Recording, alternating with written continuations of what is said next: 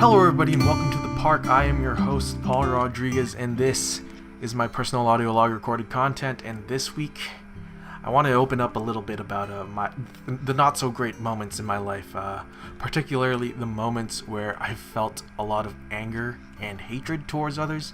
So I guess to start off, I think I've come to the realization that I am just an angry being from time to time. I used to think that I would never get angry. Yeah, right. Yeah, don't even bother thinking that I would never get angry. I've been told I get like really scary when I'm angry, like almost like the Hulk, you could say. No, not really, but but I know, especially there was this time, I think a couple of years ago, I was dropping off a friend to work. Well, to provide some backstory first, I'm one of those drivers, especially as a new one, that's just like really cocky and a total asshole when driving. So I was doing like a lot of speeding, a lot of reckless driving for sure, and you don't want to know how many accidents I've been involved in, because it's so embarrassing to talk about.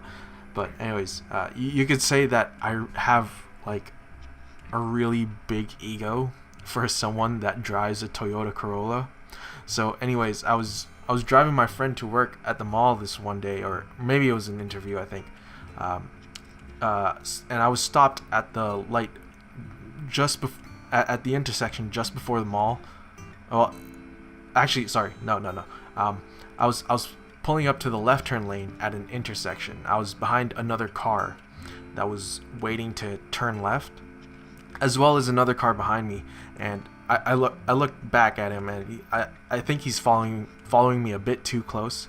So the intersection clears, and the car in front of me turns left, and when it's my turn to go, the light turns yellow. But instead of beating that light, I just stop where I am. You know, I'm before the line, so I just stop where I am and I let it go red.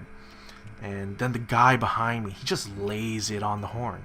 You know, adds a little few extra honks, like like, and I'm just like looking behind me. I'm talking to my friend, like, what the heck is this guy doing? So I mentioned I was a douchebag driver, so that kind of really got to me. I have a really big ego when it comes to these things. So when the intersection gave me a green arrow, I decided to give it a couple seconds to really push the buttons on the guy behind me, and he just had his hands glued to that horn. And yeah, okay, I realized like this guy might be really in a hurry because the way that I'm turning, that's where the hospital is. But you know, he could really be in an emergency. So I turn left, although really slowly, and all the while this guy was still honking at me. And when I was finally done, I'm still going about 30, and he's still tailgating me. I'm really giving him the opportunity to like pass me on the right, but he doesn't go for it. I don't know why. He's still behind me, and he's still honking at me. But I had to turn right at the next intersection anyways to get into the mall parking lot. So I switched lanes, still going like 30 up to the next intersection, and I stop. And you know, being dumb and having this big ego while I'm driving, I didn't want to lose this battle. I can see him pull up next to me in the left lane while I stopped, and instead of turning right away, I looked at him. I made sure he was looking at me, and I just put my hand up and I flipped him off. I don't know why. Very impulsive, very mean of me. And then I quickly turned into the mall to proceed to drop off my friend, and I didn't notice until I stopped in front of the mall. Like I heard like this big screeching behind me, but I didn't want to acknowledge it. But I guess it was him going from the leftmost lane, following me into the parking lot, turning right in front of this other car that was behind me.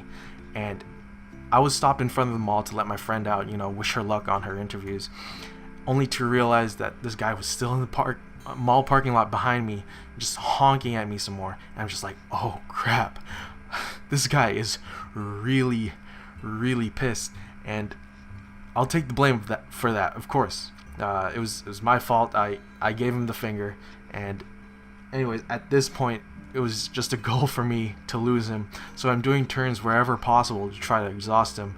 I ended up going around the entire parking lot at least once, and he's still following and honking at me, and I'm just really scared, and it's like everything's probably looking really crazy, and my adrenaline is just pumping. And I come to a stoplight, and honestly, thank God I was on the right lane and first in line, so it was a stoplight. I check my rear view to see what this guy's deal is about, see if I can look at his face, and I realize there's no one in the car. There's no one in the car. This dude's car door was open, and I realized that the dude got out of his car and started walking towards mine. So I just noped right out of there. Like, nope, not gonna let this happen. I pull a right and go back into the mall parking lot and did another lap around the mall, still trying to lose him, but he kept following me. So then at this point I was wondering how far this guy would really go to follow me. And then I realized, of course, in a situation like this, with a road rage this severe, of course, is that you should drive to the nearest police station so that, you have the cops on your side, that, there's a maniac driving behind you, and, he could get stopped for that. So anyways, luckily that police station was around the corner, maybe like a block or two away, and as I was still making my way over there, it was at that point that he bailed, and I was like, thank God. And he must have realized that I was on my way to the police station, and I guess he realized that, that he knew exactly what I was doing. So he took the next right behind me, and single-handedly the worst road rage I have ever encountered.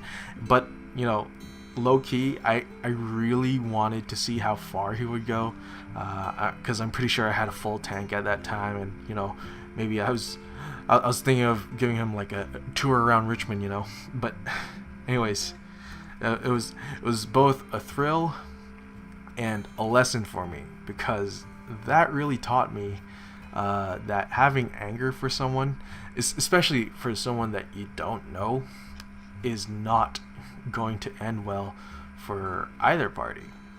And so I pull up. I think I was headed to work that day, and I parked in the parking lot, and I checked my phone. My friend texted me saying that I shouldn't let that guy get to me, but you know what? I did, and I paid the price for it. And valuable lessons were learned that day. And if I was not lucky enough to easily escape those dangerous situations, I could have been really been messed up. And who knows what that guy would have wanted coming up to me, physically getting out of his vehicle in the middle of traffic, because I definitely doubt he just wanted to talk about his feelings. But I guess in some way, that's something to check off my bucket list, to encounter more than scary, more than angry road rager. But most of all, being taught a lesson of not letting small things get to you, especially like that guy, because it all started when he started honking at me in the left turn lane, because I didn't go on the yellow light.